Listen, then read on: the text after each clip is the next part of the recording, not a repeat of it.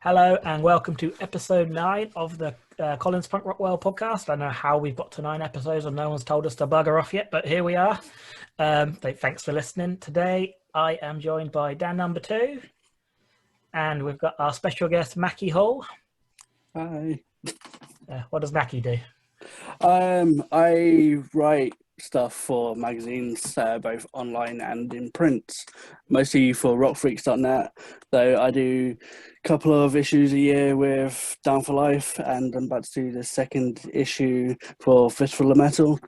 It is literally their second issue printed, so that's pretty fun. Cool. And you promote gigs for Crowley, is it in Hastings as well? Yeah, I'm actually the assistant manager of the venue, so I do put on quite a few gigs there when we're allowed to do that again. Yeah, in the before times. In the before times, indeed. All right, so today we're going to talk about venues and like our favourite things about them, our favourite venues, what we think makes good and bad venues, like the difference between big and small venues, like experiences of venues abroad, famous venues you like to visit, sort of just venues because they are very important to the music scene, not just punk, but music in general. And obviously at the moment, a lot are going to be in trouble because of COVID and they can't operate properly at the moment and take money, so we need to support these venues, so we thought we'd have a chat about them. And if you do want to support the venues, just head over to the Music Venue Trust and donate some money because they're doing some fantastic work. So yeah, so Dan, we'll start with you. Oh, I just hit a table. Whoops, hope that didn't come on the microphone. We're starting with you. What was the venues like where you grew up? So I grew up in like a small village called Crowthorne, and there are no venues in Crowthorne. So the nearest places we have is so the first place I actually played was there's a art centre in Bracknell called the South Hill Art Centre, I believe. Yeah, that's what I think it's called.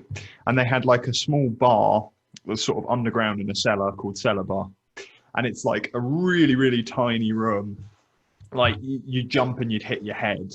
Like that's how small it is, and it's like you're quite tall though. Yeah, I am. I have almost died in this venue multiple times. I'm gonna get sidetracked on like times I've hit my head. I nearly knocked myself unconscious in a practice room once. It wasn't very nice. That sounds like a Twitter account I want to follow. Times I've hit my head. Just like every 6 months. Did it again. Hurts. Still almost unconscious. It was like a nice little place, and they like let bands that were like 14 play, which is super, super rare. Like to get to like a place where you can actually have younger bands on, it's because it was like a link with an art center. They could like reasonably sell alcohol upstairs from one of the bars without having it technically in the venue.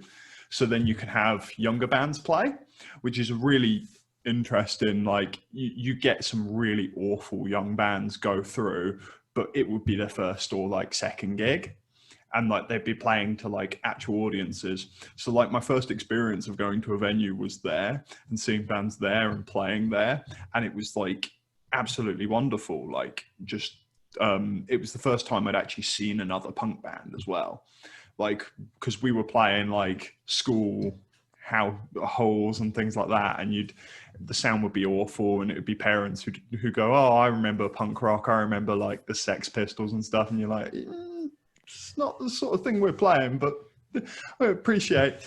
And we met a band called Launch Control, who I've probably talked about way too much, but like they were like maybe I think mid-20s when we met them, when we were like 14, and they were like, you're playing the same stuff we are, and we'd be like, you're playing the stuff we are, but you're actually good. And like that connection to that venue has always stayed, and we've always gone back there and sort of like played there whenever we got the opportunity. And like it's just a really nice little place with like a nice sound going for it. And usually there's like 7 people in there. I'm not gonna lie, nowadays like nobody goes there, but like it's still nice to go back and play there and to have that exposure to a venue. And it was just like sort of 10 minutes drive away. But like we then move on to like the closest big town to me is Reading.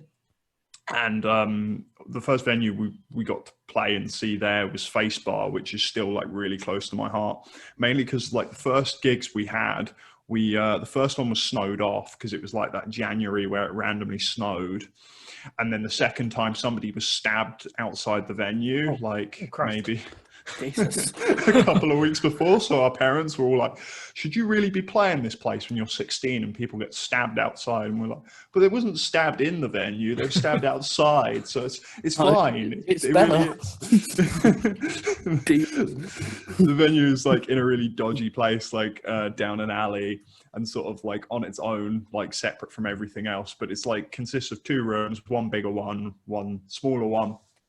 And the sound's really nice. They've redone the stages since like we started playing there, because they used to just be like the ends of pallets that they painted over black and just like put some extra wood on them. And like I think somebody put their foot through it or something. So they actually got a proper stage at some point. But it's a really nice like little place, and like was like really just nice for like your first couple of gigs. And like it still is really nice to book it there and just have bands, and it's really nice to run all dayers in both the rooms, because you can have bands setting up while other bands are playing and just keep the energy going through the day. And we used to have like in some of the gigs they used to have people outside around the back in the smoking area doing food as well, so we'd have like pancakes or like something, or just like kebab meat or something flying around, and it would be like really, really nice. What's the capacity like there?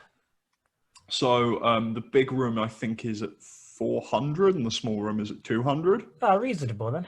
Yeah, we were going to have some bigger acts play there last year, and like it would have been just absolutely packed, and it's just got that really nice atmosphere, and the bar like sort of stretches to the right of the venue, so you can kind of get a drink whenever you're listening to bands really nicely, and there's no like issue getting to the bar as well. Which is just, yeah, really good. Like that's the other big place to mention growing up was, which is more of an, is not now existing, was the Queen's Arms. They would like literally regularly put punk bands on in the back room, and it was just like this pub in the middle of nowhere in Reading. It kind of lost its magic later on because we found out they were putting on EDL meetings as well. So they would put EDL meetings on the Tuesday, and they have like anti-fascist punk bands playing the Saturday. Cornering all the markets. Yeah, it was awful to find that out, and then go, well, we can't really play here anymore. Well, the landlord was like, well, they just come in here and drink. I don't really have anything to do with it, and we're just like, well, we can't have both things happening. So. But eventually they ran out of business because I think they were trying to cater to too many people, and now it's a homeless shelter. Oh. Well, there's something good come from it then. Yeah. Yeah, I was going to say, at least it's doing something productive. Yeah. What about you, Makky? What were did you grow up in Hastings, or you? Yeah, pretty much stayed in Hastings more or less most of my life. I did a brief stint in Midlands, but yeah, Hastings has always had a load of venues since like at least my teens, way before. We grew up, there's a place that was called The Crypt, and it's it's almost like a smaller version of the Underworld. Right. And it had some of the best, like almost bigger acts. Had Gallows played there twice, like Electric Six played there, like even like on the other end, I think like some like famous DJs played there a few times. It catered to all kinds, from the alternative scene to like the drum and bass scenes, all sorts. Though in 2010 that place went bankrupt, which is a big shame. We loved it and we were heartbroken. Where I work, Crowley's has always been some sort of venue as well. That was probably one of the first venues I went to when I was 14, because that did also the 14 plus nights every Thursday for a while. It was called Heroes back then, and then it became Flares for about 5 years as well. And I think some of our mates would have played there. I know that Jordan played there with Drop This quite a few times when it was Flares. We also had the Tubman as well. The Tubman was known as well for its kind of like underage people drinking at times, but it was probably the home of the punk scene for a while. Like Matilda Scoundrels played some of their earlier shows there. Maid of Ace played some of their earlier shows there, I'm sure. It was a proper like little place. Wonky that played there loads. So it was a lovely little place. We even had like biggish fans like I know Stizza from Leftover Crack came there at least once. Wow. What's Hastings like as a punk scene? I've never actually been. It's very tight knit, and it's almost they prefer their kind of like short, fast, angry song kind of punk more than the kind of melodic punk that some of us love. But there's also a bit of a love for ska punk as well, which I don't quite understand how you got the bruisey, like kind of like Aggie punk, and then out of nowhere everyone's loving ska as well. But it works, both work fine. Like Pope's Chili Town always kill it down there, Faintest Idea always kill it down here. When you have like bands when Revenge of the Psychotronic Man always came down here and stole the show, same as Nosebleeds. There's something about just almost like the TNS scene always thrived down here. I think the connections with the Matilda Scoundrels guys, they really put Hastings on the map for like the DIY punk stuff. Yeah, because they're obviously in the past, not the last year, obviously, but it always seems to be something going on. I do need to get down there when we can. It is the Toxic Water guys. I mean, for the last, I think 2020 would have been the fifth What's It Called Fest, and that's where I kind of modelled my Arrow Fest on. It was like a weekender, like kind of like 6 months on the other side of the year for their event, but they always pack out venues with their What's It Called Fest, and it's people that come from all over the country and even Europe came to What's It Called Fest. And that's been at like the Tubman a couple of times. We was at the Pigs Palace a couple of times, and we would have had it at Crowley's for a second time if it wasn't for the pandemic. That bloody pandemic. That bloody pandemic, indeed. So I grew up in Colchester, and like I feel like because I started going to gigs late, so there weren't many venues left. I think by the time I sort of really started going to gigs, but like the main one was the Twist, which was like a sort of locals sort of venue, but had occasionally like I saw Sponge play there once, which was really cool. But they mostly just played like local bands, like the band starting out. But sadly, that sort of died because I think it went for a lot of different owners, and they sort of, I guess, weren't making money because it's a venue. But then we also had like the Colchester Arts Centre, which was like the big venue in Colchester, which I don't think is that big, but it's big for Colchester. And they'd actually get, I think, literally every year they seem to get Real Big Fish. Okay. Which I always found quite strange. But how big is it? The Arts Centre, I would not say 1,000. I'd guess around 600. That's still a decent size. Decent size. It's just weird that like when a big band would come to Colchester, because you'd usually go to Norwich or London because Colchester's in the middle. Yeah. So it was always a bit of if a big band came, it was like, oh wow. Do they always have good shows though? Yeah. That's probably why. Yeah, I think in Colchester, I don't think I really knew anyone who was that into ska, but when a Real Big Fish turned up, it would sell out. It was really weird. We have the weird phenomenon of ska over here as well, Yeah. where like most people are listening to oi music in Bracknell and Reading, but then suddenly a ska band will come, like Call Me Malcolm or something, and they'll sell out and do really well over here. That's because ska is the best music. Definitely a resurgence for sure. Definitely is. Good. About time. Now I live in Bedford, and we basically have Esquires. It's the only venue in Bedford that I've discovered, and again, it's the sort of venue they get some cool bands come along, but it's very much like a locals only kind of like as people turn up because it's Esquires and they don't know who's on. It's just where they're going drinking that night. So bands sometimes don't get like the respect they deserve, I feel. It's like I remember watching a band. They were a support band. I forget if they were supporting now, but they were literally their first ever show, and there were these two ladies right at the front, sort of back to the stage, having a drink and a chat. I'm like, they're literally only there because it's like a Friday night, and what else are you going to do in Bedford? But I just found it really like it annoyed me so much. I just found it really disrespectful and like Yeah, it's pretty rude. other rooms in this building where you can go have a drink and a chat. Watch your band.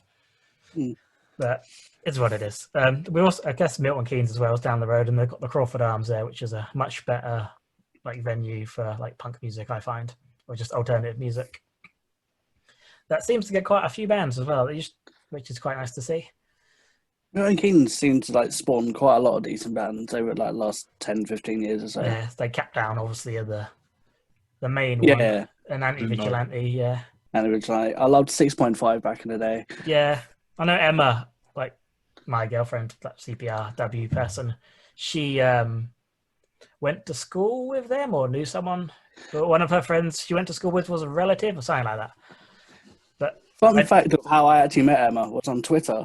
I put up a tweet asking for 6.5 tracks because nowhere had it, and randomly I got a tweet of her sending me some tracks. Nice. And this is before I even knew you guys. This is like I'm going back to like 2012. It's hilarious. That's before I knew Emma. So. I randomly meet her when she's with you. Yeah. I guess the punk scene is quite a small place, really. So you're going to bump into people you meet online all the time, aren't you? Yeah. Which is cool. The best people to meet from the internet are punk people. Oh, of course. So, like, what else we got there? What were your like first experiences of DIY gigs? I guess Dan's answered that, and you've answered that. So, yeah, I'll answer my own question. Mine I think was Urban Bar in Whitechapel. I don't know it, but go on. Yeah, like I think the Burnt Tapes played their album launch for Never Better There. Oh, I think that was when I met you, Dan. The name of it, but yeah, I've never been there. It's a cool sort of like a little sort of spot. It's above a pub. I think it's like a community space as well as a gig venue. But I went there to see a band called Sweet Empire, like from Holland, like skate punk band. Really cool. And on that night as well, like a really early version of Lead Shot Hazard played. But it was like I've been to gigs obviously before. I think it was my first time realizing like what a DIY gig was. Like I got to the bar, found the way up the stairs to the actual room because I didn't have a clue where I was going, and like the guy on the door was actually Ollie Ward of like Till the Wheels. Like had a list of paper of names on it. I was like, "You Colin?" Yeah, and like, oh, okay, this is a DIY gig then. Like it's just very small and. Like that was my first experience of going to a DIY gig, and boy, it was fantastic. I liked like the intimacy of it, and it felt like doing something cool rather than just being a part of something rather than just being at something. Oh yeah, for sure. Cool thing. Like I guess we're all sort of within the thought that small venues are better than big venues. Yeah, and us like being somewhat involved in the music scene, we've become mates with plenty of the bands, and it's just great seeing our mates kill it on stage at these small venues sometimes. Definitely, yeah. Also, it's really nice if you get to see your mates play a big stage as well. Like that is just like, I think that actually does make big venues. But my experience with big venues is always. Like when I was younger, I really enjoy going to a big venue, but now I'm older and a bit more cynical. I just sit there going, they haven't sound checked any of these bands because the sound just sounds dreadful. I've done that plenty of times. I just feel like at an O2 gig, like when you go see NoFX, everyone else sounds dreadful apart from NoFX, and you go, did they really just like make me pay 20 quid for a ticket for like most of the night sounding dreadful? Oh, NoFX ticket is much more than 20 quid these days. Is it? Yeah, it's closer to 40 these days, isn't it? Far too much for a performance. Dan Trey says it all there, to be honest. I'm shocked. It's far too much for a performance that's either going to be brilliant or absolutely terrible. There's never a middle ground with NoFX. I've seen them do both. Yeah, I think everyone has. I think it was the Slam Dunk recently. They apparently in Leeds they played absolutely terrible, and then down in Hatfield they played amazing. Yeah, I thought they were great at Hatfield. Yeah, they were great. Yeah, even if they were still very drunk. But, yeah, I mean that's again what you would expect from NoFX. Ripping into Chris 2 for the entirety of the set. That was wonderful. That was great. That was one of my highlights when they were doing the Chris number 2 jumps. Yeah. But that's like one of the things I remember from that whole day. Oh yeah, Just Fat Mike jumping. it doesn't happen often. No, so what other sort of things about small venues do you think make them better? I think it is the intimacy for sure. It's like you're there. You're always almost sweatier, always sweatier than you ever are at most other gigs. It's just, you can feel the sweat just lingering in the air. Sometimes you just know it's been a great gig when that happens. I mean, to be fair, I'm not a fan of the sweat. You know. No, I just don't like being warm ever. Okay, I love it personally. I think you feel like you've actually done something for once. Yeah, I get what you're saying. Like the intimacy is just a nice thing, and you like if you go to like obviously we go to New Cross quite a lot, all three of us, and it's nice because we go there quite a lot. It's nice to feel part of that community. Oh yeah, for sure. It's like a sort of thing you don't get at a big venue. No, and I think what it is, especially with New Cross, is just that it's smack bang in the middle of like a whole area. People come from all directions. Like I come up from the south, you come down. People come down from north. People come east and west to it. It is a great little hub. Yeah. Oh, there's my mum in the background. Sorry. The interesting thing about like big gigs now as well for me is I went and saw Menzingers in February with loads of I just bought the tickets and I didn't really care who was playing. I was going with our bass player from my band, and the amount of people from the DIY scene who were there at the gig. Colin was there, Emma was there, Paul was there. Were you there, Makky? I can't remember. No, I wasn't. I don't really like the Menzingers that much, if I'm honest. I went and sat in a coffee shop before while I was waiting to meet up with Jack, and I ran into Mark Bell in the same coffee shop. Nice. My boss keeps trying to ring me. Let's put it on silent. There you go. There you go. Carry on. It just felt like the smaller scene does go to those gigs, and like the DIY scene does exist at those gigs, and all your mates and all the people you could possibly want to meet. It's just you don't have that intimacy and you don't have that time to chat because there's so many people there. You don't really make lifelong friends there. Yeah, I agree with that completely. At New Cross and like all the gigs I've been to with DIY, like it's hard to walk away without making a new friend, I find. Or at least like chatting to somebody about music and then like getting a couple of recommendations from them. And that intimacy is really nice. I'm not sure I enjoy the sweat either. Okay, I'm the only one then. Mainly because I don't sweat too much at gigs, so it's usually other people's sweat I'm covered in, which is not as nice as your own sweat. I apologise, that's probably 90% mine. I think with the bigger venues, like something that is, I guess, better about them is it's easier to get like friends who aren't as like involved in the DIY scene to come along to the gig. Yeah. Which is sometimes you want to go, come see this full band, and they're like, yeah, but you say, come see like the Descendants. All right. Yeah, there's been quite a few of those. I've been trying to drag mates to New Cross for like so long, and they're like, maybe, and some of them do, but there's others that are like, it's just a gig. It's not like a big gig. It's like, no, you'll love them. Trust me, come. Because I find with like when you go to a big venue, and it irritates me that then there's all these people here who clearly like this style of music, but then you go to like a small DIY gig and there's 5 people there, or not that few, but like why aren't all these people also coming to the small gigs and supporting these up and coming bands who you will love? Like, I think it falls with the people don't know that their favorite band is a band they haven't seen yet.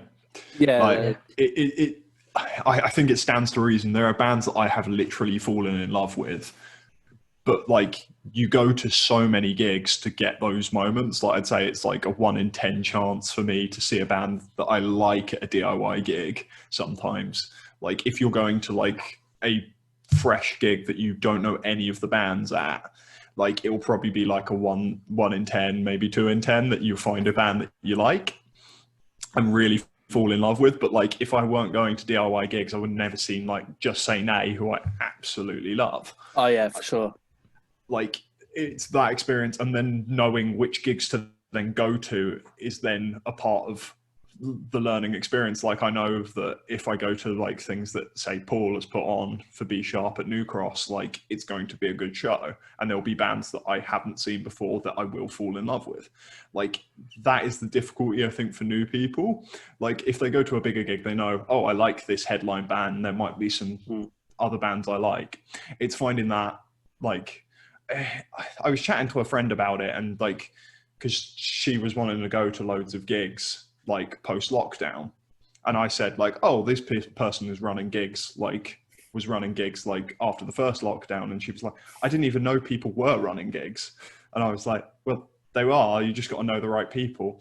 And I started pointing her to stuff, and she go, how did you find this? And I was like, oh, I just kept going to the same shows with the same people, and it finding more stuff I love. And I think that's the hard thing to get into, is finding a person putting on the stuff you like.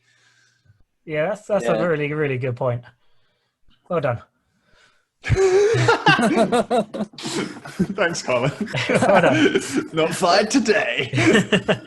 No, I think it is the case of like knowing where to look, isn't it? Like I get frustrated with just for people not looking for new music, not just gigs, but new music in general. Like, you see on Facebook all the time, people going, oh, give me some new bands. It's like, it's not hard to find new bands. You have Spotify, and you have the internet with Bandcamp on. It's like, it's easy. Oh, enough people like slag off Spotify, and I do get the money for it. Side of it is awful, but it's one of the greatest advertising things for finding new bands I have ever come across. And that's hard to say as someone who tries to plug new stuff as a writer. Yeah. Spotify beats us. Yeah. Something else I really like about small venues, like, this is where when you get to brag about seeing a band play. Like, here we got like Spanish Love Songs. They played some small venues before they went to Shepherd's Bush. It's nice to sort of say, I remember when they played the small venue, and now look at them. I like to be that guy, smug dickhead.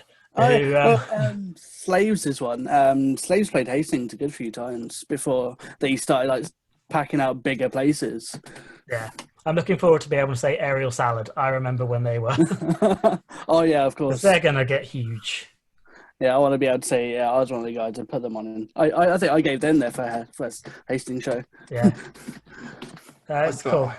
I like going the other way. There are some bands that do it like on an off chance, like Anti-Flag do it a lot, where they'll just play somewhere with like to quite a few of those. 100 capacity. Did you go to I think it was the Last Blue Hotel or something they played? Old Blue? Yeah, that's the one. Yeah, I've been to that one, yep. I saw them twice in one day when they played that. You must have come to the same matinee I was. The matinee show I was at. Probably in the same room, missing each other. Album launch for one of the albums. I can't remember which album it was, but yeah. It was American Spring. Yeah, that's it. I'd love to see Anti-Flag play a small room. I think I saw incredible. What's the one in Kingston? I can't remember that tiny one in Kingston. Oh, Fighting Cocks. Yeah, it's on at Fighting Cocks. Oh wow, that was an incredible. They played songs from the first 4 albums, and then the following night they played songs for the other 4 albums when they only had 8 albums at the time. That was back in 2012. Only 8. Well, I don't know what they're on at 11 or 12 now. They pump them out every year, don't they? They're amazing. They played Sub 89, which is a tiny club in Reading as well. I went to that as well. I've seen this Anti-Flag about 17 or 18 times, to be fair. I think I'm only on 7 or something. I interviewed Pat at that show as well. Yeah, I remember you were saying awesome. You were like ecstatic about it. No, I mean I've interviewed him twice. The one at Reading and then the one at Chalk. Yeah, I mean you were saying that you were ecstatic to do it at Chalk. Oh yeah, that's a cool new venue. Yeah, I quite liked it. It was a weird like vibe though. Like the barriers were in weird places, and it was a weird vibe. The real reason, the thing that made my show was Homeless Gospel Choir coming on and like 3 people in the audience knowing who he was. Like that was the best thing, because I was one of those 3 people. And I just pushed my way to the front and started shouting the lyrics at him. Yeah, I think I was with you at the time, and you just like disappeared. I was like, "Where the fuck did you go?" Bye.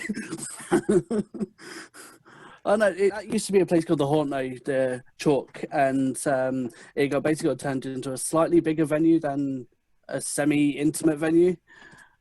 Or like an underworld size. Kind of, yeah. I think they just expanded it a bit, Dave. I think they possibly went from 200 cap to 400, something like that. Oh, nice. Right. Zoom is going to time us out in a minute, so I'm going to do a quick advert before we have to crack on. Right, so I guess when this goes out, it would be out already. So on yesterday, or Friday the 22nd of January, CPRW Records put out their first release of 2021, which was Hidden Gems 2.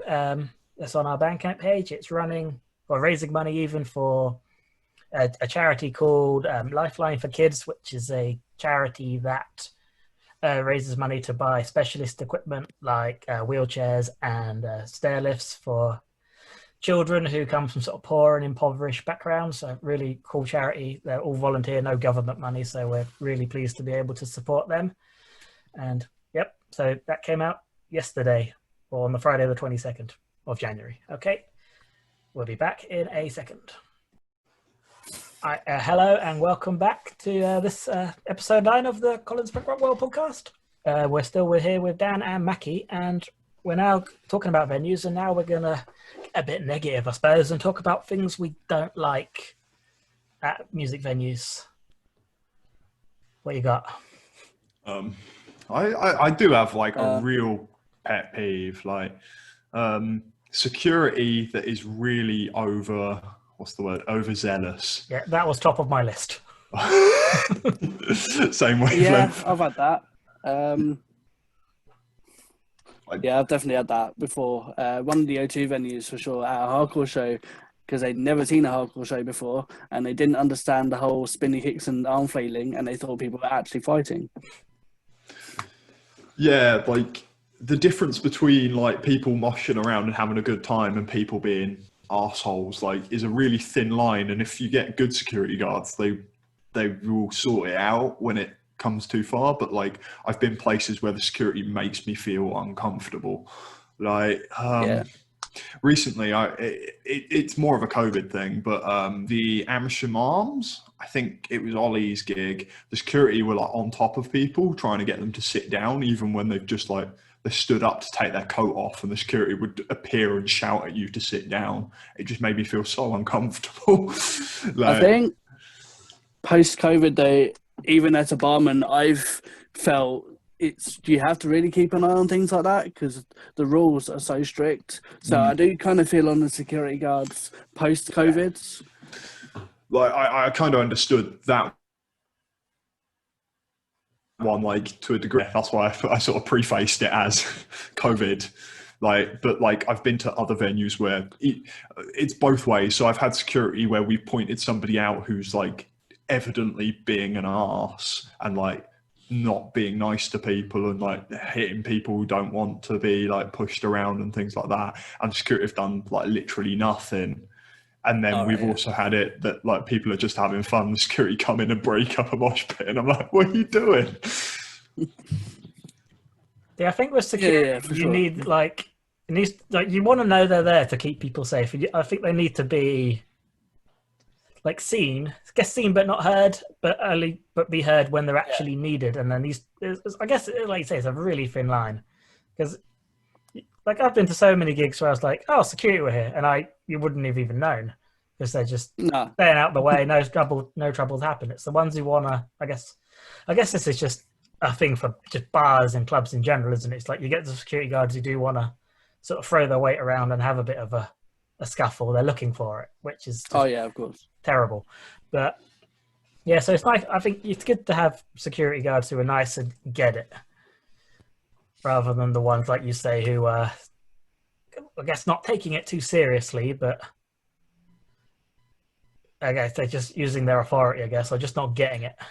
Yeah. A lot of them just don't get it sometimes. They just don't understand the kind of culture of it all. They think that people are being too aggressive when they're not.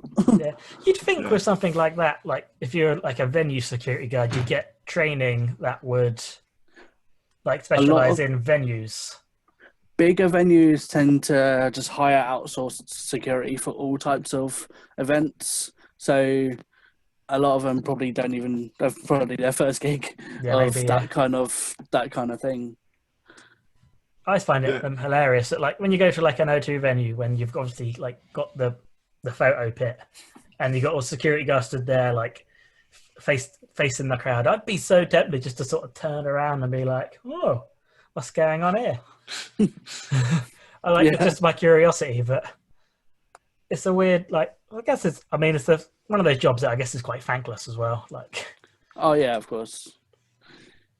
Like, shout out to like one of the better security experiences I had last year was New Cross Inn. Were you at the Bad Cop show, Colin? yeah. There was a bloke who was throwing fists around while just moving through the crowd. Oh, Like, wow. I don't even know. Like, it was like he was just like aggressively just pushing people like while he'd get a drink and then he'd like windmill to where he was standing. It was like I was just utterly bewildered by it. But the security, like, literally it took them 20 minutes. They like spotted him doing it twice and then just threw him out. And like, Good. yeah, they were just on it. Like, Well, and you then think I've to never be had A an show experience. for them to do it at. Who else was playing it? Yeah, Wonk Unit were playing. yeah. Wonk Unit, Make War, and Billy Liar. Yeah, That seems a very odd show for that kind of behaviour. yeah. Like, it wasn't a hardcore show. It wasn't Comeback Kid or Gallows. I was about to say, it wasn't an upsurge event or anything like No, that. it was bizarre. We were like, I wonder if it was because obviously Bad Cop are a Fat Wreck band, so maybe they've just gone because they've seen Fat Wreck. Oh, but they're more melodic punk than hardcore. Yeah, I guess no effects. Yeah. They have some. They draw some Older. dickhead fans. Yeah, You're right on that. to put it bluntly. I mean, I love low effects, but I like to think I'm not quite a dickhead. You're not, Colin. Oh, stop it. What else do we not like about venues then? Certain toilets. I mean, I've been to some venues where the toilets are absolutely abysmal. Yeah, So bad. Actually, the first time I went to New Cross, before they had the toilets downstairs, the toilets were upstairs where there's a little waiting area. And they weren't the best. They've definitely improved their toilets for sure. yeah. I spoke to Paul about the toilets the other day. What if they've done something to the floor of the toilets now to make them better? Or something, they've had the floor relaid. Well, they've redone them again. Apparently so. I asked if they were lighting up, but that was not the case. Okay. Badly. The Arch was right there in Brighton. That had terrible toilets. It's mostly a nightclub, I think, but it's awful. I don't know what you guys are talking about. I love having to push my leg against the door with no lock and then have to like squat over the top of the toilet because there's no toilet seat and If you somebody go can to the sit around underworld, the room. I suppose if you go to the underworld, you get some kind of like immunity to all kind of germs. Last time I went in the underworld, they seemed to. I don't know if it's since because they obviously the underworld flooded, didn't it? Like the start of 2019, maybe. Yeah, it's when Around that then, Random yeah. Hand show got moved. Yeah, so I don't know. I'm assuming they have had to like redo the toilets and make them nicer. Yeah, it was. I haven't been there since. So No, I used to go to the underworld all the time, but they don't really have that Same. many punk shows anymore, do they? it's moved. I mean, I've been to a lot of hardcore shows there in the last like 5 years, if anything, but punk shows seems to less and less for sure. Yeah, it seems like the underworld mostly have bands that have spooky font for their logos now. Definitely becoming more of a metal venue for sure. Yeah. They used to give me priority of guest lists quite a lot of the time, so I can't bad mouth them too Fair much. play. Fair play. No, I just like when they used to do like Boomtown and Rebellion, when they'd have that week at Camden Carnage, when they just have all the bands playing those festivals doing club shows, and I just go to all of them rather than the festivals. Okay. They were always so much fun, but I don't seem to do that. I mean, obviously, a lot of all the punk bands go south now, don't they? But I've never been to the underworld because of the stuff you're describing, which is I've seen maybe 4 shows I would have gone to. It is a great venue, and if you can find a show that you might think you'd enjoy, Yeah. I'd go. It is a really good intimate venue for sure. Yeah, last time I went was If you could get past the fucking pole in the middle of the venue. Yeah, that's on my list of things that annoy me about venues. I mean, obviously they're important because we don't want the roof to come down, but it's it's quite good they get people to circle pit around it sometimes. Oh yeah, that one. It's like at New Cross, the one that's on the stage. That makes getting a good photo really hard. Yeah, I'll give you There's that. one in the middle of Cellar Bar in Bracknell, which is just like the worst thing. I've written a Tape It Shut song about putting big posts in the middle of venues and how people could just die by running into them. Yeah. So this is the thing, they are annoying, but they are vital. Yes and yes. Yeah. I'll tell you what, another one. So, some venues do have terrible acoustics. Like, you go there and you can just, if you stand at one end of the venue, it's great. Another end of the venue, it sounds bloody terrible.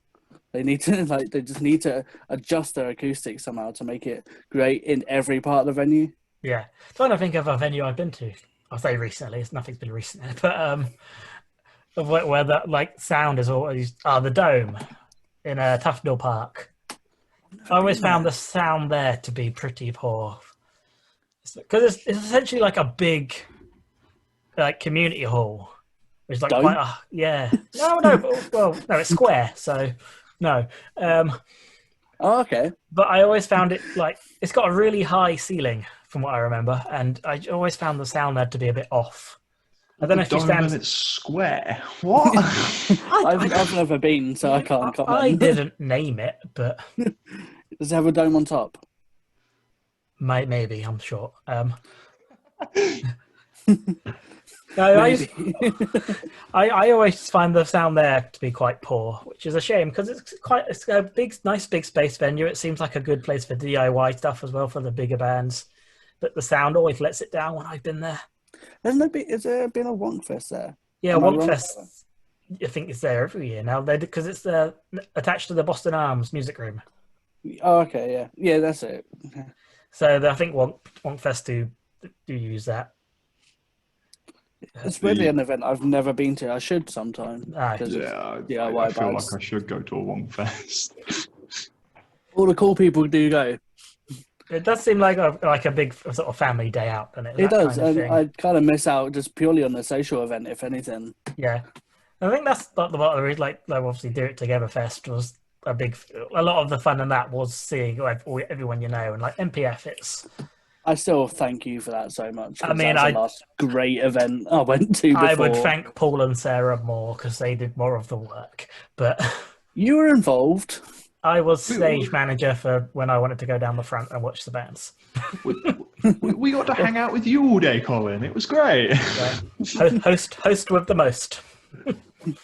Well, so something I don't like about venues, I don't know if you found this very often, like when you feel like they've got too many people inside the venue. Like, that just makes it uncomfortable. I love it and hate it at the same time because I think one of them level up. You can get as many people as you can at that event, but at the same, but you want more. Yeah, it's the only downside about it, especially like when Random Hands headlines. That was ridiculously hot in there. Yeah, I think I spent half that set outside. I was below in front of the aircon. Smart. I was downstairs and the floor was like pulsing. It felt like it was going to come down. I saw that video. That was mental. It was making me feel sick. Yeah, I was glad I didn't see that till afterwards. How do you stand down there, by the way? That ceiling is very low. Surely you can't be standing up properly. I didn't concuss myself that time. If Frosty can fit down there, it's fine, I think. That should be the rule. If Frosty can fit. They measure it. Yeah. I kind of agree with Makky. Like, there's some shows where I'm like, yeah, we could deal with another 100 people here. I know it's packed, but it's kind of nice. But I think that relies on the amount of arseholes in the room. Yeah, that's always the trouble. You need the right amount of people, right level-headed people as well to be able to do it. Otherwise, it's just uncomfortable. Like the right amount of good people. O2 shows where Yeah. like we're being squished in so tightly, and like the barrier like configuration has like people being squashed in the wrong way, Oh, and like it just makes the show feel awful because you can see your friends like really struggling to breathe, and you're like, I think they've oversold this maybe just a bit. Yeah. I think I've done that with there's some Counterbalance shows before, because they did a thing in 2012 of playing five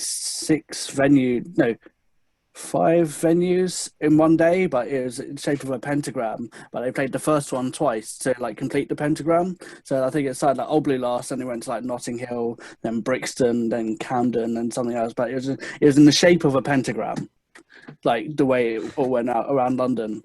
And I think it was like £10 per show, and I think I went to two of them.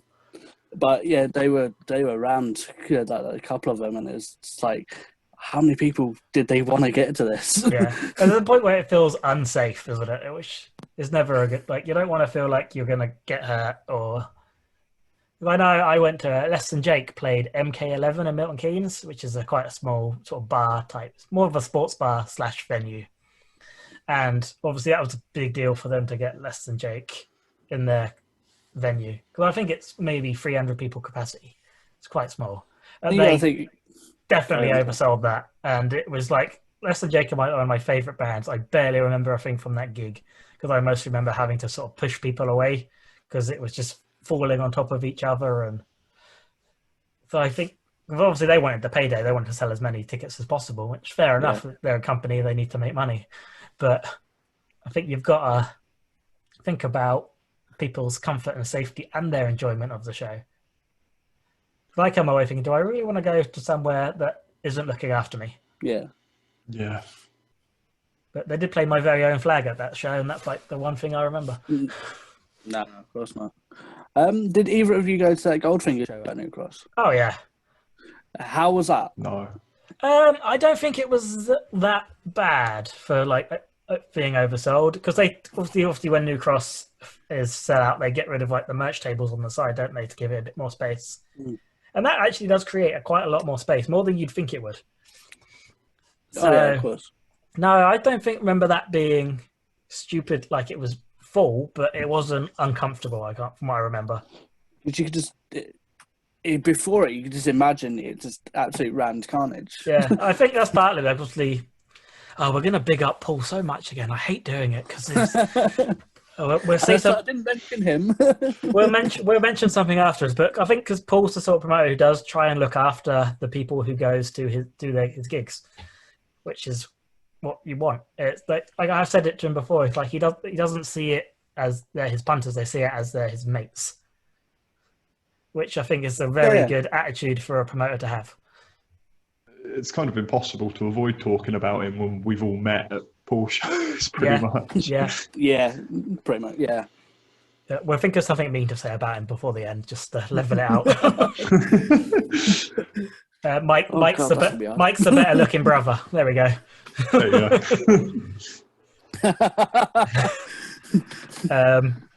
go. Bless him. What else have we got on the list of things? Anything else you dislike about venues while we're being super negative? I got my main points out, I think, to be honest. Yeah. They're the ones that gripe me the most. They're my main three. What do you feel about bands or like venues who don't put out the set times early? Does that annoy you? I'm okay with it to a degree. I at least want to know curfew. That's all I care about the most. Yeah. If I've got enough time to get the train back, that's all I care about. Yeah, I like to know when the first band's on as well, so I'll make sure I'm there. Yeah, okay, yeah. Doors and, curfew are pretty much the important ones. Because then you can sort of work out as you go. Because I know when we were doing Do It Together Fest, we sort of ummed and ahed about releasing set times for people. I think that all three of us are going to fall directly into we like to know set times, but we all don't miss bands because of set times. We don't go at a certain time. I think I've seen all of us like down as early as we can get. I think it's unavoidable. Some people are going to go to miss certain bands. So you just release the times and just go for it. Well, I like to sometimes know- it's handy if there's a band I don't like, but so I know to avoid them a little bit, to come back for a band I do like, but Yeah. other than that, I tend to not be worried. So I like to know if it's an all-dayer so I can plan getting some food. Yeah, I was But about to say that most there's places you can Plan just be able food. to plan I food. have to miss to get food. I wish people in their all dayers would plan an hour where everyone can go get food instead of putting a band on, so I don't have to miss anything. I think I did suggest it, but Yeah. I mean, the amount of times I stood outside New Cross with some kind of chicken just peering through the windows just to catch a little bit of someone's set. yeah.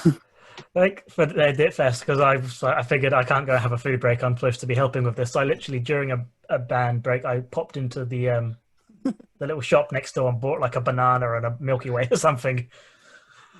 I just sort of stood in New Cross eating a banana because I am a punk. Punks need potassium. As someone who tends to review shows, I do feel a bit guilty sometimes of taking that break, especially if I've reviewed other bands. Yeah. I've just been apologies. Even in the review, sorry, I've had to take a food Yeah. break. People Someone need once to eat. did get really upset about it, though. Well, that's not worth talking about then if they can't understand it. Like, what are your favourite venues? Let's go with that. What are your favourite venues? Obviously, we're all going to say New Cross. Oh, this is hard. New Cross as a current venue is definitely up there. We'll I just love it. stick with It's like current a for second now. home. Yeah, we'll stick with current venues for now, and then we'll talk about some of our Yeah. favourite forgotten gone venues afterwards. I've got a story one, which is I really like Coco in London. Like, I like Coco. Yeah, as the bigger venues, Coco is probably the top one.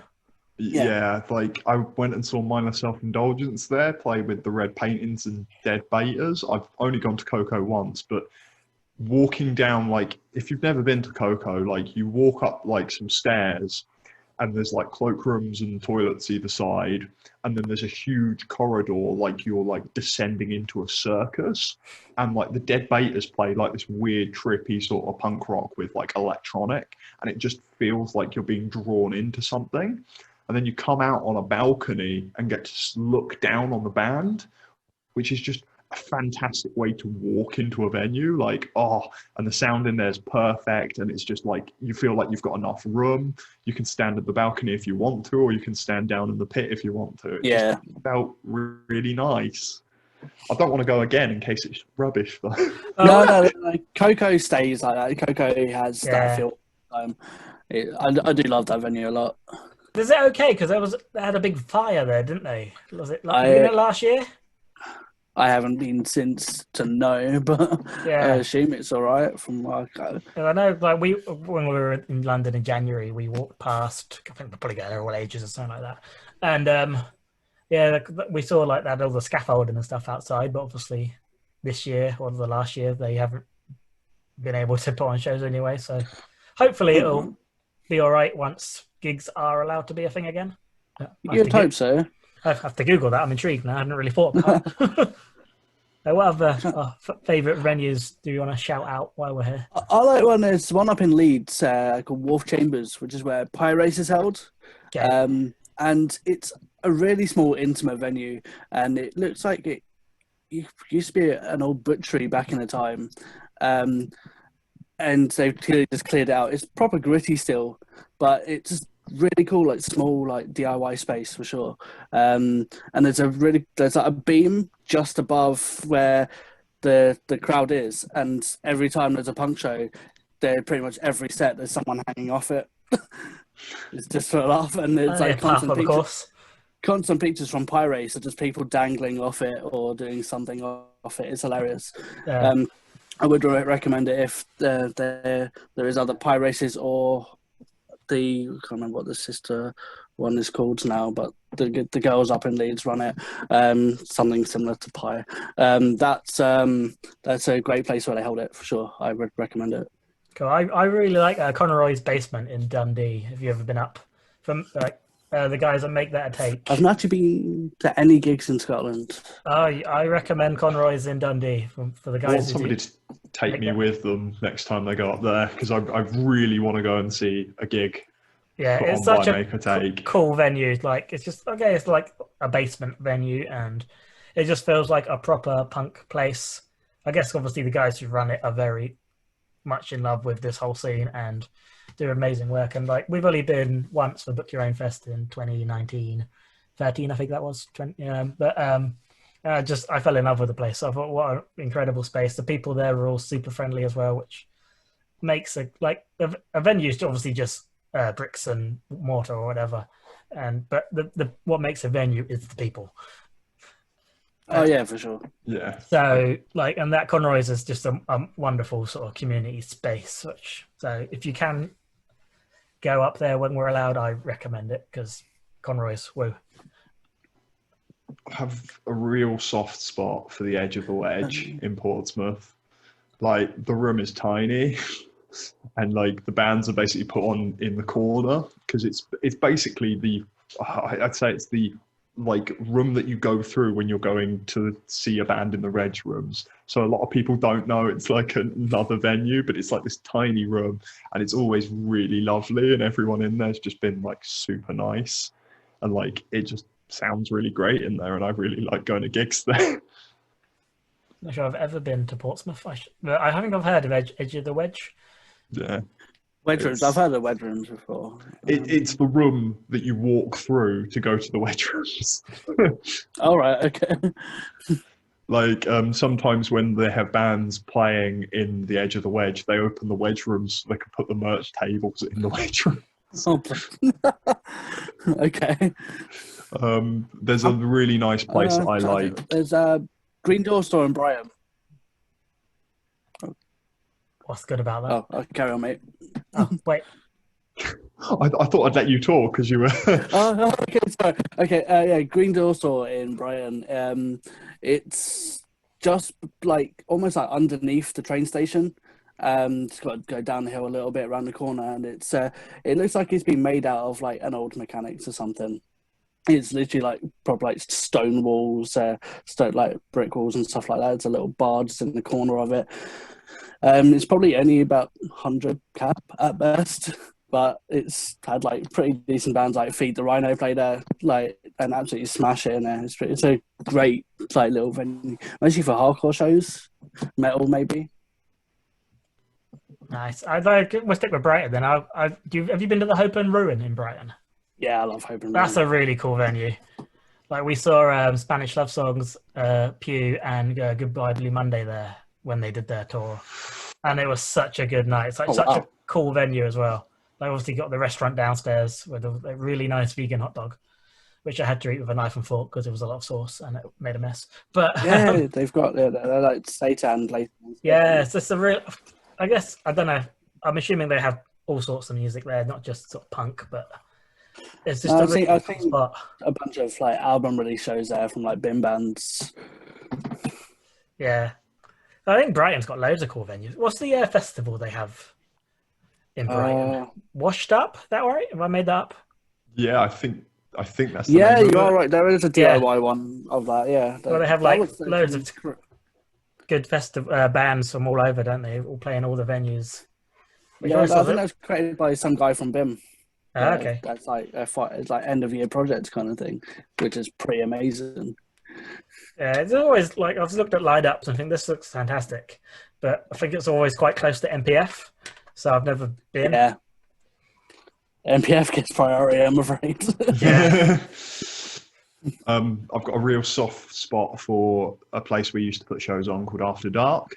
It's like down a corridor in Reading, like it's between like some legal offices basically. So like most people don't know it's there, and they usually have like fucking trap nights or something like in this club that's just nothing. But like the way the room is laid out, it just feels like it's from the 80s and they haven't changed a thing. And like there's a huge back room that you can go into if you don't really want to watch the bands and like play like arcade games and football and stuff like that. Foosball, sorry. And yeah, it's like really, really nice. And then the stage is like got like a really nice vibe to it. And there's like a upper area as well where the sound man sits. And it's just like, it's a really nice venue to put stuff on. It has like a really cool vibe. Okay. we also have a place in Bracknell. Oh, I can't remember the name of it, but it's underneath a car park. Oh, the name slips my mind, but like it was a gym underneath a car park that they turned into a venue, and Sounds rad. really weirdly, they book ska bands. Like they book just rock bands, and then suddenly book a ska band, and like nobody turns up. Like 3 people turn up, and they're the best shows to go to. We saw Popes of Chili Town just after they released the second album, and they had 3 people, a crowd of 3 people, and it was fantastic. Nice. It's but like yeah, that's what you get for playing Bracknell, I suppose. But the Popes, I always feel like Popes are that sort of band who will play the same set to 3 people as they will to 500 people. Yeah. So, yeah. What you got? A timer again? Yeah. We got 10 minutes. We can wrap up favourite venues in 10 minutes. Easy. Okay, cool. I got Zombie Shack in Manchester is incredible venue. I do like Zombie Shack. It's tiny, like zombie tiki bar, which is... I think so many of my favourite MPF sets have been in that room. I don't envy the load-in to that, No. No. No, obviously, I'm not a drinker, but I think going up those stairs or down those stairs after you've had a few is probably not a fun time either. Seeing Fast Fade there was actually fantastic. Oh, yeah. It was great. Who else? Well, Skiv played there as well, didn't they? Yeah, Skiv I saw played the there. Skiv set. Seen Nosebleed in there before. That was amazing. Follow Your Dreams played there as well, which was really good. I saw Tapes playing there before, and not last MPF, the other one they played, which was Tapes would be really good in that room. Yeah, I mean at that time that was, I think I might have even before Alterations came out. It was ages ago, but so it was, so I didn't have that many people in the room watching them, but I was there because I loved the Tapes. That was probably the first time I met them as well, properly. But I have memories then seeing them obviously play the big stage. Obviously, they weren't supposed to play it, but seeing them on there anyway was incredible. Yeah, watching them play Union was amazing. Probably should preface that was when we say they weren't supposed to play there, they weren't originally booked, but a band dropped out and the burnt tapes filled in, rather than they just invaded the stage and had a go. That's solid. They invaded. Why not? Yeah, that's a better story, to be fair. And Tone commandeered punch somebody Union. out, grab their bass. I can't imagine now. Tone ever punching anybody. No, he's too nice. He cuddled them to death. Yeah, that's probably more likely. Like my last one, like for our favourite venues, is the Exchange in Bristol, which is a really fantastic. cool venue. I haven't been. I was meant to go one time, and then I think my travel fell through, and getting there from Hastings is not easy. So fair play, yeah. They had some weird, like when I was there for, I think it was fish stock, one of the fish stocks. They had like I think that's what I was trying to go to. Weird, like platforms set up on the right. I think it was to like quell the capacity of the room, but we were punks, so we climbed on them. And we were all dancing to Faintest Idea whilst standing on these podiums and having a great time. That's what the Exchange is sort of like. I guess it's community run as well, isn't it? Like anyone can be a shareholder in the Exchange, which is really cool. And they obviously have specialist subject offices and shop as part of the Exchange as well, which I think is cool. But we were supposed to go for Bristol Booze Cruise last year, and I was really excited for it. But that would have been cool because I've been I've only been twice. The first time was to see the Run Up and Quitters, and they played in the cafe bit rather than on the either of the stages, which was just kind of cool, just sort of a nice floor show in like a really small space. And then the second time we went to see the Dreadnoughts play, and that was in like the main room, and that was insane. But I remember it was literally the day after MPF. We travelled from Manchester down to Bristol to see, because the Dreadnoughts are Emma's probably like top 5 favourite bands ever, and I don't really know them, and most of the songs are about cider, it seemed. So there was sort of me after a 3-day festival, half dead, sort of leaning against a pole, half awake, while everyone else is getting really excited about songs about cider. But I have seen the Dreadnoughts since then in a less sleepy capacity, and I was at New Cross, and they were amazing live then. So it's not a knock on them; it's a Colin's old. It's a day after a festival. No, I can't deal with that. and then travelling however long it is from Manchester to Bristol as well. The last one I want to mention is the Joiners in Southampton, which is absolutely fantastic. I Small hear little good venue. things. Great gigs. Like, we once played a show with Captain Trips there where they were having a skateboarding competition between the bands in the venue. It was Wow. absolutely fantastic. Like, setting up and watching people do kickflips in front of you. You're like, yes! Brilliant. Captain Trips do a lot of stuff there, if I imagine that. Yeah, they do a lot of stuff there because they're Portsmouth based. Yeah, So. Yeah, they had that way. Punkle Festa or something. They had a fest, like skate punk fest. I don't know. It rings a bell. Because I know Mug played, a lot of the Umlaut bands were there. Because I remember Mark probably did the artwork because Mark Bell is the best artwork guy in the world. Wearing one of his t-shirts right now. I mean, I am pretty much every other day, but Palace are playing today, so we're repping. My top player. I think this is Mark Bell. No, that's Lebrano Oh, is it not? of Iron Cheek. Yeah, I have that Wow. t-shirt. Obviously, because we go to the same gigs, so we have all the same clothes. I own the t-shirt Macky's wearing. Yep, exactly. I know a couple of people with that t-shirt. This t-shirt, it's getting worn out. I've worn it way too many times. It's just appropriate though, isn't it, for the world we live in and all the dickheads. Right, so we're gonna time out and we'll be back for the third and we'll say final part of All right, cool. this in a minute. And wait, I should do an advert before we go to break. Paper Cuts 2 is coming out soon-ish. You can order it from the Shoutloader website. It's a collection of 50 plus stories and poems or whatnot from writers from the punk scene all over the world. I've got a piece in there. Macky's got a piece in there. Dan hasn't got a piece in there, but I'm sure maybe if Paper Cut 3 comes around and he pulls his finger out, he can do something. Sort it out. And all the money raised from that is going to the Music Venue Trust, which is obviously, we spoke at the beginning about a very important charity that's keeping all these venues alive during a really difficult time. So head over to the Shout Louder page on Facebook or wherever you find Shout Louder, and I'm sure there's plenty of links. And we will be back in a second. Now. Hello, welcome back to part 3 of the podcast. We're still talking about venues with Dan and Mackie.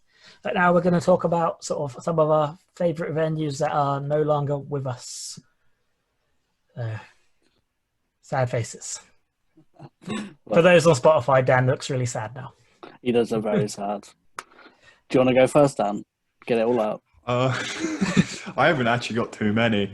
The one that I really wish I went to, like when it was there, was I used to live in Basingstoke for about 2 years, and Basingstoke doesn't have many venues, but we used to have Sanctuary, and it was all run by some really nice guys, and like they put on loads and loads of metal shows, really. But like we got offered a couple of gigs there, and I never got a chance to visit, but it looked absolutely amazing until it was closed down, really, and it's pretty sad because that town kind of lost its only proper venue. Oh, man. So, yeah, there's not a lot of punk shows or punk scene there as much anymore. We still get the occasional gig, but they're not in what feels like proper venues anymore. That's a shame. Yeah. Reading-wise, like After Dark was almost closed this year. Then came back from the dead, yeah. They were losing their license to play music because of the classic thing, which is they built flats nearby, and then people started complaining about the noise. I thought there was protection against that kind of thing. There is for old venues, essentially, but After Dark, because it closed and reopened, it was a different case, but they did beat it. Oh, that's a pain. So they're still going to be open, hopefully, soon. When gigs kind of happen again, so we'll see. That is a bad thing that still like gets to be like how you can move into a building where there's a venue next door and then you can complain. Crowley's gets that complaint quite a lot. We have been struggling with it for a while, and we've been basically putting in as many measures as we can to sort that. We've been working with the council, just like don't shut us down. We're sorting out our soundproofing, but there's someone that just does seem to have an agenda against us. I think it's a bit of a shame, but It's yeah, horrible. why move near a venue or even into a town centre if you're going to complain about noise? Yeah, I've never understood it, especially like if like a venue like everything's finished by 11 o'clock, like you'd think that they'd be happy. Yeah, I guess with that, I guess not to stick up for them, but if a venue finishes at 11, people will obviously then leaving, and that probably creates more noise because it's outside of the venue. oh yeah, I think that's where complaints now come from more Yeah. than the actual music. It's the punters, but we can say what we could be, please be quiet, but it's all down to the individuals at the end of Yeah, the just trusting the great British public to do the right thing, and well, let's Not look good. at yeah, let's Not not- going. All right. I mentioned one earlier, which was the Crypt. That was, of course, a big shame for anyone that was in Hastings around that time. That was easily one of the best venues for all types of music. But I will go further around. The Astoria in London, for me, was the greatest. Before that was shut down due to Olympic reasons. Oh, I never went there. I'm so sad about it. I've heard so many good things. I think for someone who travels from the south, it's the nearest to Charing Cross, like walking distance from Charing Cross. So it was great, convenient for anyone that from that area, or like Tunbridge Wells or anything like that. Just quickly jump on a train, and you could easily walk back to the station with no issues. And then on top of that, it had some great bands. I mostly saw like heavier bands like metal, like Atreyu was the first band I went to see there. I got to see Under Oath play there, but also around they did a secret set at, I think it's now what's it, HMV, but it was a Zavi at the time. They did like at the bottom floor of the Zavi did a secret like 6-song set just before they played at the Astoria. Nice. I would have loved to have gone there, but I didn't because I wasn't going to gigs when that was still a thing. Like I remember having the Ataris album, and I'm assuming So Long Astoria is named after the Astoria. I assume so. And I never got that for so long. Isn't that a cover though? Now, So Long Astoria, they did Boys of Summer was the cover on that album. So of course it was. Yeah, that's the hit for them. But, I'm not a big fan of the Ataris. no, I'm not a huge fan. Chris Rowe, by all accounts, seems like a complete dickhead. But I went into rage mode. That was me raging. I've completely lost it, so I'll go off that. But for me, like in like smaller London venues, like the Montague Arms, I thought was a cool little venue, which sadly got closed down. I think it was in a South London way, sort of near like Asbury and. Okay, I don't think I can't remember the tube journey there now, but it was like Ollie Till the Fest or To the Wheels even did a lot of shows there, and Angela used to do 182, 187 something shows, and Everything Such used to do kind of load of shows there as well. Like I remember seeing Iron Sheik play there, and it was insane. Reviver played there a couple of times, and just a really cool sort of DIY. It was like a pub with a room on the side. It had a nice high stage. It wasn't massive, but the stage was sort of the good height, so you could, wherever you stood in the room, it was easy enough to see. So you didn't have to be right down the front getting squashed if you didn't want to. Okay. It did have terrible toilets, though, from what I remember. Those And toilets. and the other one for me is like the Borderline, which was in Tottenham Court Roadway. It was like I guess like a basement venue, sort of down a like side road on Tottenham Court Road. I never went. My mates played that quite a few times, but I never went. So I was quite cool. gutted. I never did go. It was a cool little venue, like especially for like a central London. It was more expensive because it was central London, but it was. I saw quite a few. I saw Jesse James do a reunion gig there, which was one of the best nights of my life. Random Hand played there or at least once I saw him there, because I have this memory of Robin saying it was like the what's the bar in Star Wars called? The Cantina or something? Yeah. That's always stuck with me. I saw No Trigger play like that only ever England or London show, I think there. It's just a really cool, like they they had it in one way, and then I think it was a couple of years ago they they made it look different, and that's the word. Yeah, that'll do. Yeah, they just made it like really, really dark, but they changed the stage around a bit, but it was still quite a nice sort of venue though. But I guess Central London, they tried to cater for a lot of different genres of music. Yeah. So you didn't. We got offered a couple of shows there, but I never got the chance to see it. It was such an I really liked that. I don't think a lot of people will say, "Oh, I really miss that venue," but I really liked it for some. Might have just been some of the times I had there were really good. Saw the Menzingers play a show there once before they got massive, which was really cool. Saw Polar Bear Club play there, which was fantastic.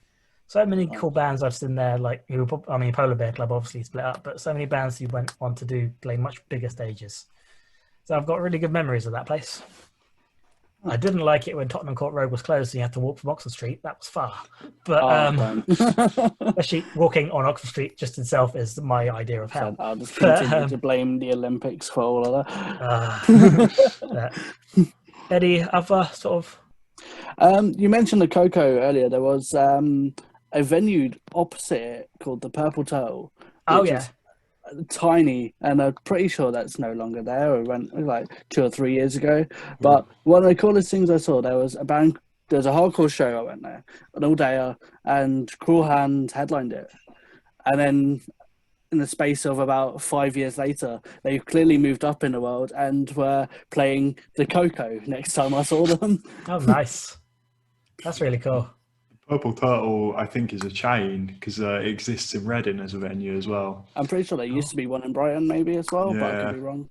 It's pretty good. They put gigs on Tuesdays though, so Tuesdays and Thursdays, so it's not the best for people that work. Tiny little DIY place, not as smaller than New Cross, I think, but it is decent size, probably 100 cap from the one I went to up in London.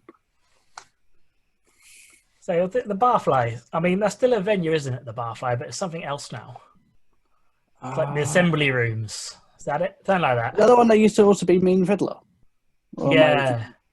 I think maybe it was run by Mean Fiddler or something, but... I've never been, but I just know of it from the old Kerrang magazine. Yeah, the Barfly was a cool little venue. I guess it was kind of, because Camden, it's kind of a trendy venue as well, isn't it? Because the Monarch as well in Camden, on Camden High Street, that was a cool little pub/venue I went to a few times.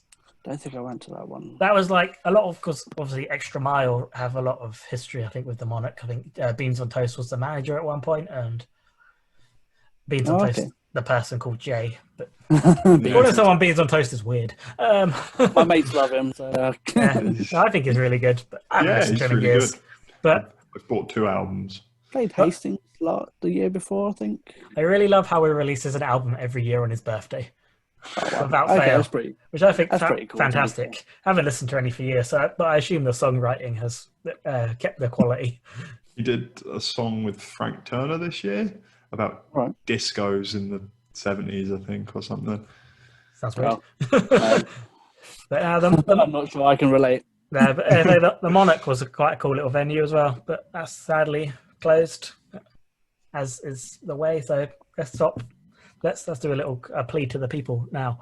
Let's stop venues keeping on closing and support Music Venue Trust. And when they're open, go to the venues and support them then. Go to the venues. Go to the ones I like. Yeah. Keep them open. Because without venues, we don't get bands getting better. So these DIY venues are important. They are. If you don't have your first gig, you're not going to have your big gig, are you? So it's important, right? We'll wrap this up a bit soon, I guess, because we want to go watch football. So any sort of famous venues you'd really want to visit? Oh, wait, before we do this, one last venue that's broken up I want to mention, Sound Control in Manchester. Yeah, I was thinking of Sound Control while you were talking. I only went there once. I think it was 2017, and that was the last one that NPF managed to do, I think. Yeah, that was like a really cool spot because it was like 3 floors and like you had the big stage upstairs. Then you had like a middle floor, which was like a big bar, but you could put bands in there as well. And merch as well. And then like the basement downstairs, which was really good for gigs. And like... I saw Filaments tear it up at that bottom floor that year. That was insane. That was really... I was at that, yeah. And I saw... I think because they had the first MPF, that was basically the only venue they used. And it was such a cool little place. or a big place. It's a shame they've turned it into houses or flats. But Yeah, massive. Gutted for it. that's to be honest. I feel like probably a big loss for the Manchester music scene in general. Just that nice Yeah, big I mean, space. around there, there's still like I like Gorilla that's around there. Yeah, Gorilla's cool. Zombie Chick Shack is literally there. Yeah, like I But don't yeah, think you could have a place in England where you could put on Manchester Punk Festival and have that many cool venues around the same area. Brighton might have been doable. Yeah, Yeah. but I not think as big a scale. no, because there's a bit more walking about. Yeah, I was about to say we could probably do it in Reading. We've got like maybe 12 in the no, in the space of each other, which are pretty easy to put things on. you could not do it in Bedford. Which is fine because the people in Bedford are fools mostly. Luckily, they won't listen to this, so they won't beat me up. Right, so anyway, famous venues we'd like to visit. Conroy's basement. You should. Yeah, I've not been, so I'll take your word for that. One for me would be hang on, I've forgotten the name. The one in Nottingham. Oh, Rock City. Rock City, that's the one. My aunt absolutely loves that venue, but of course I just don't go to Nottingham. No, So, I went there one time, I think, to see Less Than Jake, obviously, because that's what I do. I don't remember a lot about it, but it's quite a big venue, I think. my aunt raves about it, so I kind Yeah. of like got all the hype of it from her. If anything, Yeah. I've only heard good things about the place. So my main one I really want to visit before that's like bucket list is, I think you've gone like reasonably local. I've gone for America. I want to go to Gilman Street in What's that, San Gilman? Francisco. Sorry? Which one's Gilman Street? It's the one where basically every band from San Francisco started. Like Green okay. Day started there, and like NoFX, Bad Religion, all like the Lookout Records bands, like all like the Asian Man bands probably have played there at some point. Okay, I nice. played some musical history. I think it's like the original DIY space. It was community run, okay. still is community run. Like you have house rules, and I was talking to Paul, the Ugly Smith brother, and he was sort of telling me, because he's been there. He was telling me about like they don't have a bar or anything like that there, or just literally a music venue. I guess to encourage not people not getting completely drunk, and That's fair enough. I guess it makes it more of a safe space. It's a bold decision. I give him that. To encourage people to do drugs instead. Yeah, well, maybe, but I guess because it's community run, I think you pay a membership. Is it like That's what runs it. Is there a bit of a straight edge community there? I wouldn't know, to be honest. No effects are from there, so they like Probably everything. But I mean, like maybe it depends on the show, I suppose, with everywhere. But I don't know, to be honest. But I just know I want to go there. That's at the top of my list of venues to visit in the world. I don't know as many like venues in other countries. I've got to have like, is it CBGB? Yeah, in New York. Of course, that's like an iconic one that would be great to visit. Yeah. Of course, but I don't know that many abroad, which is shit of me, really. Nah, well, I think with the European ones now, we probably won't be able to go to very often anyway, because reasons we shouldn't get into. Fucking Brexit. I've been to a and couple in Brits. Copenhagen, which are pretty cool. I don't know the names of them, but they were cool. Basically, the Rock Freaks guys have dragged me out to venues. Which is... Now, when we went to Hamburg last year, not last year, the year before now, God, time is going too quickly. They have, like, Hamburg got some really cool little venues that I can't wait to go back to when I'm allowed. Because I found with like venues abroad as well, like it's like a very different atmosphere to what you'd find in this country. It's just a lot more chilled out. Like with, like actually, I'll apologise to you because I know you work in venues, but the staff seem a lot friendlier. I don't know what it is, but probably none taken on. We're jaded, cynical English people. Probably that's probably part of it. But it's definitely a part of it. I don't know. I suppose it depends on the shows and the events. I guess. Yeah, like, I know. Like when I'm always happy at the punk shows I work at. So, but when it's like other events, maybe I'm a bit of a stressy bastard. You know. Maybe is that if you don't like the music, then you won't necessarily enjoy the people who come to drink at that venue. Yeah, who knows? I know when we went to America for Fest, like the bar staff there were super friendly. But I know obviously in America they very much work for tips. Yeah, I was going to say I don't work for tips. So No, it's not a thing. I guess it's part of it. So, we got anything else to add to why we love venues before we end this? Why we love venues? Yeah. Because they put bands on. Per band, for me, it's Insightful. I'm missing the socialness of venues and just people at the shows. Like you guys, Yeah. I haven't seen either of you guys since, well, I haven't seen Dan since February, you since January. Wow.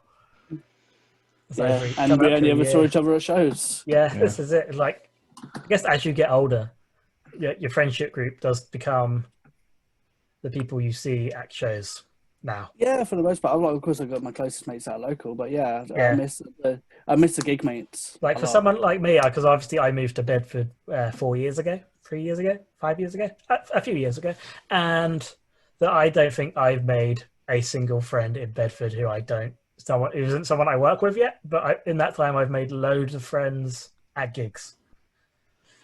Oh. So I think that sounds really bleak, but no, it's supposed to be a positive thing about the people at gigs are just incredible people, and that's why we need to keep venues open so Colin can continue to make friends. This is the reason. Just got the people I make friends with can make friends with me. I mean, I'm not even a sociable person. It takes a lot for me to go up to people and be like, "Hello, I'm Colin. Let's be my friend." But I find it easier at gigs for some reason. Like, yeah, it's a lot of like-minded people, I guess. There was a time where I couldn't get mates to come to shows with me, so I'd just go to shows alone. But when it was like bigger venues, I'd just turn up early, queue up early, and randomly meet friends in the queue. Yeah. It just strikes me how often we probably saw each other at shows before we'd even made friends with each other. Like we were probably all in the same rooms, probably like 3 or 4 years before we'd actually started talking to each other. Yeah. No doubt. There's a picture of me and Sarah from Shout Louder in the same at the same show. I think it's a TNS show at the Underworlds, and I didn't even know who Sarah was at this point. I think I met her at some point later in the year. I was like, well, me and Emma, we met online, and it turned out we'd been to so many shows together and hadn't realised, which is just nuts when you think, like, now I'm spending my life with this lady. Found on this podcast, me and Dan have seen Anti-Flag at some of the same shows. Something like years before we knew each other. We'll end with like we'll talk. Call Me Malcolm and like All My Nameless Friends. Like that song is basically about the people you meet at gigs and how you don't know them, but you like recognize them, and they're your friends in that moment because you're at that gig together. Which is, I think, a really great thing, and something I cannot wait to get back to going, oh yeah, I recognize him. Well, I recognize her, and then not talking to them. But as a slight plug, actually, the only gig I got remotely booked at the moment is Call Me Malcolm. I haven't announced it properly because I don't even know if it's going to happen yet based on everything that's going on. Yeah. But I'm hoping it will happen. Yeah, I miss seeing them. I did see them once last year. It seems weird not seeing them like 5 times a year. Yeah, it just feels weird not seeing bands in general, but there we go. So right, positive ending. Positive energy. Hopefully we'll be able to see you all soon at these amazing venues and make friends with you. Yes. And then maybe one day you can be on the Colin's Punk Rock Well podcast. Hopefully. Yeah, I think we'll end it there because we're rambling now. Thank you for watching or listening. Like and subscribe and follow and do all those things on the Spotify and the YouTube and stuff. And like Colin's Punk Rock World on Facebook and CPRW Records on Facebook and all the other places, Bandcamp. And like Tape It Shut, Dan's band. And like Crowley's Bar to keep in touch with all the gigs they'll be putting on when this is over. And Rock Freaks and Down to Life and the one about metal I've forgotten the name of.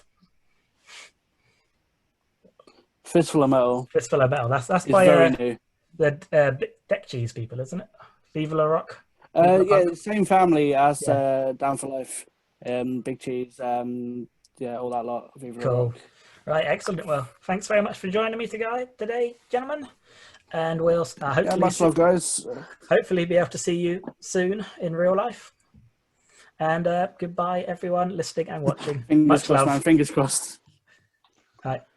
Peace out. Toodles. That's my urban way of leaving. Peace out.